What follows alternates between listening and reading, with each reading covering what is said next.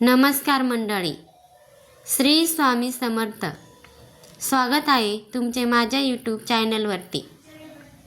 श्री गणेश लहरी ज्या आहेत प्रथम पृथ्वीवर आल्या, म्हणजेच त्या दिवशी श्री गणेशाचा जन्म झाला. तो दिवस होता माघ शुद्ध चतुर्थी. माघ शुक्ल चतुर्थी हा दिवस गणेश जयंती म्हणून साजरा केला जातो. यंदा गुरुवारी ही माघी गणेश जयंती आलेली आहे.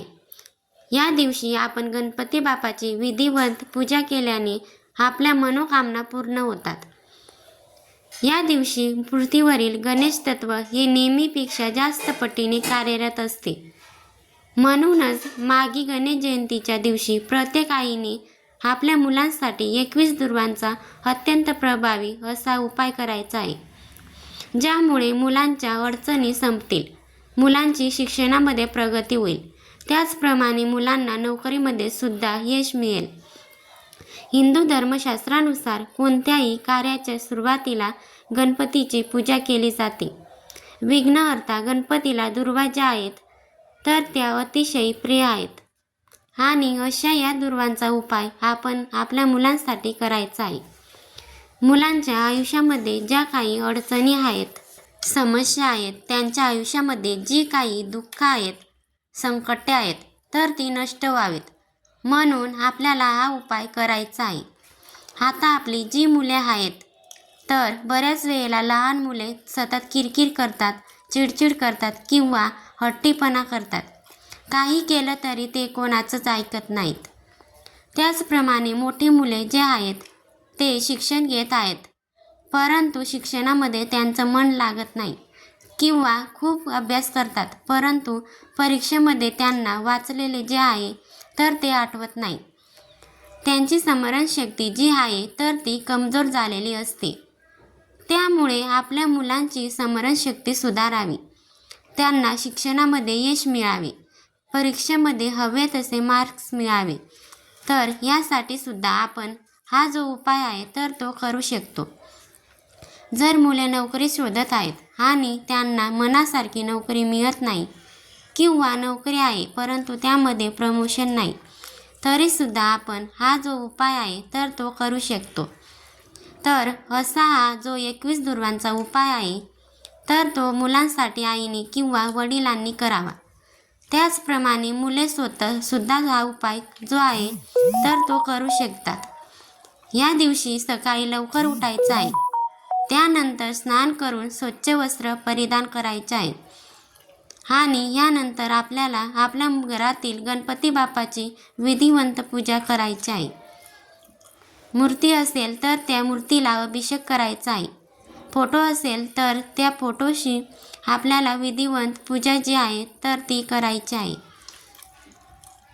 आणि हा उपाय जो आहे तर तो आपण घरी जरी केला तरी चालेल, मंदिरामध्ये जाऊन जरी केला तरी सुद्धा चालेल. मंदिरामध्ये जाणे शक्य असेल तर मंदिरामध्ये जाऊन हा उपाय करावा, कारण मंदिरामध्ये जे सकारात्मक वातावरण असते तर ते आपल्या घरातील सकारात्मकतेपेक्षा मंदिरामधील सकारात्मकता ही अधिक जास्त असते. त्यामुळे मंदिरामध्ये जाऊन शक्य असेल तर नक्की मंदिरामध्ये जाऊन हा उपाय करावा. परंतु मंदिरामध्ये जाणे शक्य नसेल तर आपण घरीसुद्धा हा जो उपाय आहे तर तो करू शकतो. आता गणपती बाप्पांना दुर्वा ज्या आहेत अतिशय प्रिय आहेत. आता या दुर्वा आहेत बाप्पांना एवढ्या प्रिय का आहेत ते ही कथा आपण अगदी थोडक्यात पाहूया. आणि यानंतर आपल्याला हा 21 दुर्वांचा उपाय कसा करायचा आहे तर हे सुद्धा आपण पाहणार आहोत. एका पौराणिक कथेनुसार एकेकाळी या यमाच्या दरबारामध्ये तिलोत्तमा नावाच्या अप्सराचे नृत्य सुरू होते. त्या नृत्यामध्ये यमला ही अप्सरा खूप आवडली आणि त्याने मध्येच नृत्य थांबून तिला आपल्या भावना बोलून दाखवल्या. परंतु मध्येच नृत्य थांबवल्यामुळे अप्सरेच्या क्रोधातून एक राक्षस निर्माण झाला. हल्लासूर नावाचा हा राक्षस होता आणि त्याच्या डोळ्यातून अग्नीच्या ज्वाला भडकत होत्या. तिलोत्तमाचे नृत्य मध्येच थांबवल्यामुळे आता मी तुला खाऊन टाकीन. तर अशा त्यांच्या बोलण्यावरून यम घाबरून पळून गेला. हल्लासुराने तांडव करण्यास सुरुवात केली. त्याला समोर जे दिसेल तर ते तो खात सुटला. अशा प्रकारामुळे देव जे आहेत तर ते घाबरून विष्णूंना शरण गेले. तिथे देखील हल्लासूर पोचला आणि त्याला पाहिल्यावर विष्णूंनी गणपतीचे स्मरण केले. गणपती बालक रूपात प्रकट झाल्याने स्मरण करण्याचे कारण विचारले. तेव्हा हल्लासुराने देवांचे जगणे कठीण केल्याने त्यांना दिसून आले.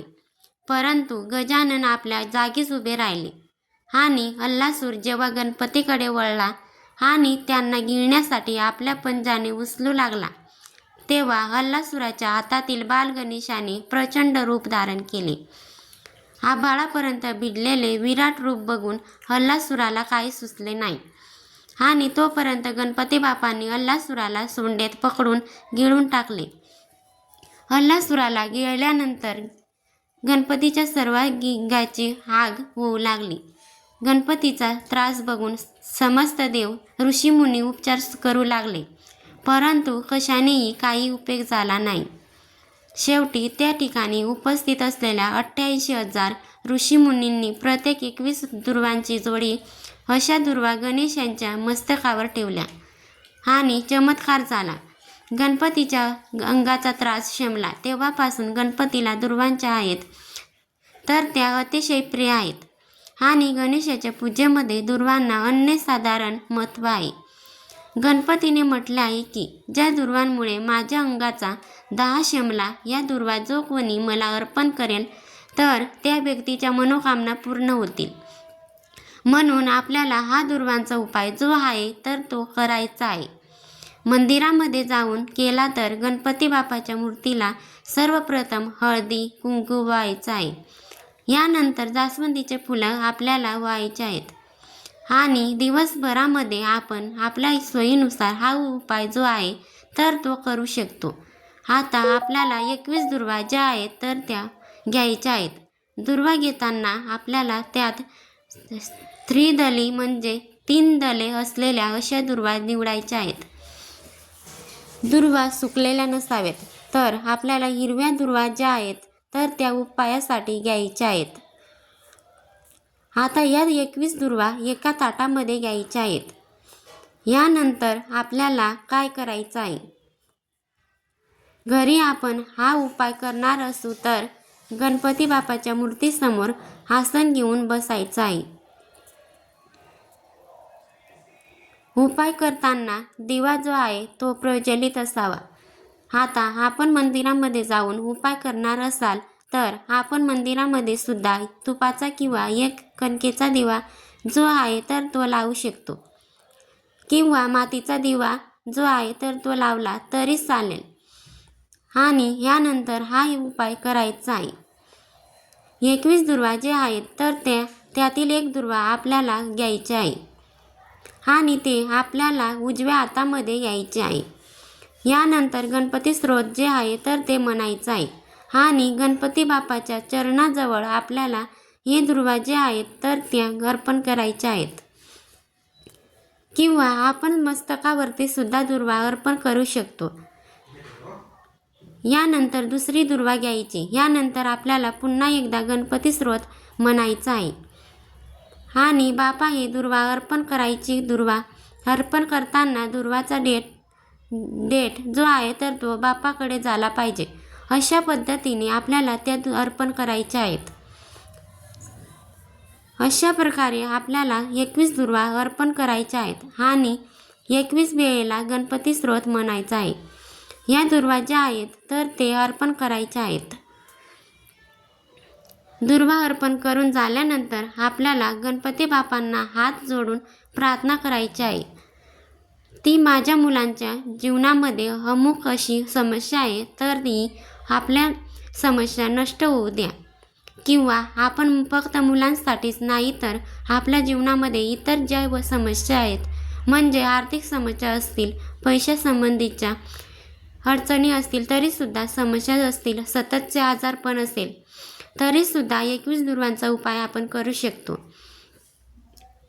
आपली जी काही समस्या आहे तर ती गणपती बाप्पांना आपल्याला सांगायची आहे आणि या समस्येतून आम्हाला बाहेर काढा. तुमच्या कृपेने ही समस्या नष्ट होऊ द्या. तर अशी प्रार्थना अशी आहे तर ती सुद्धा आपल्याला करायची आहे. तर अशा प्रकारे मुलांसाठी जर आपण हा 21 दुर्वांचा उपाय केला तर मुलांच्या जीवनातील ज्या काही अडचणी आहेत तर ती नष्ट होत असतात. व्हिडिओमधील माहिती आवडली असेल तर व्हिडिओला एक लाईक नक्की करा. चॅनलवरती नवीन असाल तर चॅनलला सबस्क्राईब करा आणि कमेंट बॉक्समध्ये श्री गणेशाय नमः लिहा किंवा श्री स्वामी समर्थ लिहा. धन्यवाद. श्री स्वामी समर्थ. जय जय स्वामी समर्थ.